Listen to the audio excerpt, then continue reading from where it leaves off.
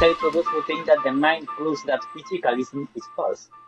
I don't know. The thought experiment that tries to prove that materialism or physicalism, whatever, is false goes that there's this woman, I think her name is Sally or Sarah, whatever, and she learns she lives in a black and white room. Anything about the color red? Is about the color red? Anyways, she lives in a black and white room, and they just paint her body black and white. I don't know. It's a silly hypothetical, but whatever. And she knows absolutely everything there is to know about color. She knows all of its properties, its wavelengths, which wavelengths correspond with which label for each color, so on and so forth. But then she goes out into the real world, and then she sees the color red for the first time. Now, the only thing that changed was her perception of it in her mind. Therefore, the only new thing was her mental experience. Therefore, physicalism or materialism is false.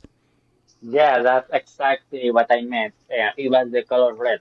So why that does not convince you?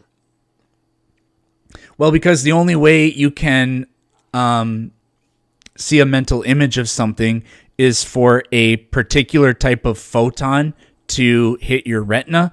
And when she was in the black and white room, she was suppressed of all the... Well, it's not even a type of photon. Actually, this is really weird. What the hell is what the hell is the wavelength of a perfectly gray color that... From what I understand, Yeah, what that the hell happens is the when wavelength? So in order to really... This is weird. I've never thought about this before. What's the wavelength of anything that's in the gray spectrum, and how is that different from wavelengths in the color spectrum?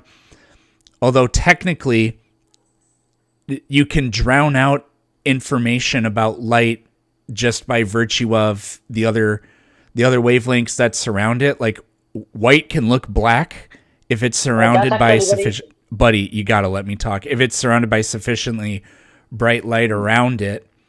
So I don't know, I guess. But anyways, my response when I heard that, I thought that was really cool. But my basic response would be, well, no, a photon of the specific wavelength of red light hit her retina, and then her brain formed an image of it. But what's also interesting is this experiment has never been carried out, hopefully, but we don't actually know if she even would be able to see red. I mean, she probably would, but I guess we don't know that for sure. But in either case, I don't think it really dismantles it. interesting. Okay, to answer your previous question, gray is formed when wavelengths of all colors get combined, but they have low bright. That is, gray is simply white. That is the combination of our wavelengths, but in with too little brightness. That is So the yeah, gray. you're just getting a combination of all of the photons unfiltered, and so your brain just says it's gray. I mean, I guess I knew that about white light, and that just would be what gray is, and black would be you're getting all the photons, just so few of them, so it looks black. Yeah, I guess that would be the explanation for it. But that doesn't make any sense, because that means that black ink is actually all of the colors of ink. There's just No. not a lot What of I think that color happened. information. This is getting really weird, and it's separate from the debate. So let's just try Yeah, to sure, forget it. exactly. So back to the mind. Yeah. Well, why my main reason for why I think the mind refutes materialism or physicalism is because I don't see how the combination of multiple physical processes can lead to something that is so radically distinct from everything physical, such as the mind. Okay. And Do you? Well, do you?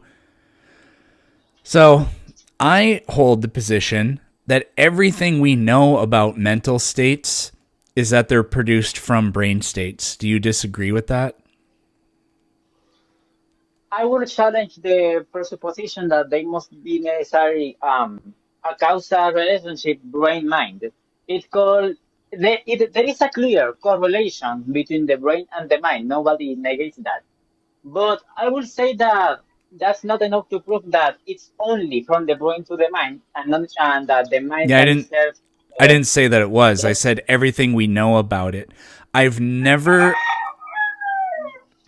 I I've never had anybody ever be able to respond to the fact that you can physically alter your mental states, but nobody's ever been able to give a demonstration of mentally altering a physical state. How about the fact that when I desire something, my if I desire to move my hand moves. So it's not that a Where does mechanic. that process begin? Well, so we can perceive the physical test from the brain is the first that we perceive. How does your brain go about having thoughts? Um, as far as we can perceive, there are multiple neurons interacting with each other and Okay, exchanging chemicals. neurons neurons don't have thoughts. Exactly. A neuron is a physical thing. So you've you've described the chain of events as beginning physically and then extending to the mental state. So you've proved my point. No, what I meant was that the first we can perceive, and the only thing we perceive will be the physical states. But sorry. The fucking chicken, it's just so funny. But I'm listening. Sorry. I live. It's just that they are always here. They are next to outside my window. Where do you live? You don't have to tell me, but I'm just curious. Technically, I live in the United States, but Oh, I okay. am from Puerto Rico. Okay. Okay. Uh, anyway, so what I will say is that while it is the case that we can only perceive the brain, I am not sure if that will prove that the brain state is the only thing that causes the effect. Sorry, is that I watch a lot of videos of this, and I come here with all the arguments, but then my mind just forgets. This is harder than it seems.